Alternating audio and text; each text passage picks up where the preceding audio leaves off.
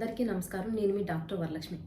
ఈరోజు ఈ వీడియోలో జుట్టు రాలిపోవడం, ఎక్కువగా జుట్టు రాలిపోతుంది, పలచబడుతుంది, ఇలా హెయిర్ లాస్ సమస్యలతో బాధపడుతున్న వాళ్ళకి ఎలాంటి హోమియోపతిక్ మెడిసిన్ బాగా పనిచేస్తుంది, అసలు ఇది ఎలా అప్లై చేయాలి, డోసేజ్ ఏంటి, ఇవన్నీ కూడా వివరంగా తెలుసుకుందాం.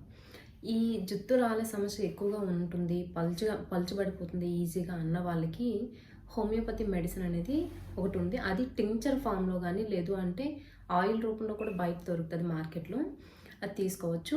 ఒకవేళ టింక్చర్ ఫామ్లో తీసుకుంటే ఒక పాలు మెడిసిన్ అంటే ఒక భాగం మెడిసిన్ 3 భాగాలు కోకోనట్ ఆయిల్ కలిపి మిక్స్ చేసి తలకి మర్దనలా చేయాలన్నమాట. ఈ మెడిసిన్ ఏమో ఆర్నికా మాంటోనా.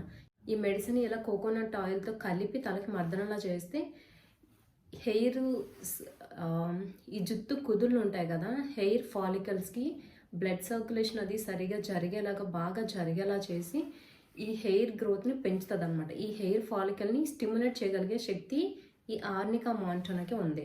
ఆర్నికా మాంటోనా టింక్చర్ ఫామ్లోనైనా మనం తీసుకోవచ్చు, లేదు అంటే ఆయిల్ రూపంలో బయట మార్కెట్లో మనకి అవైలబుల్గా ఉంటుంది.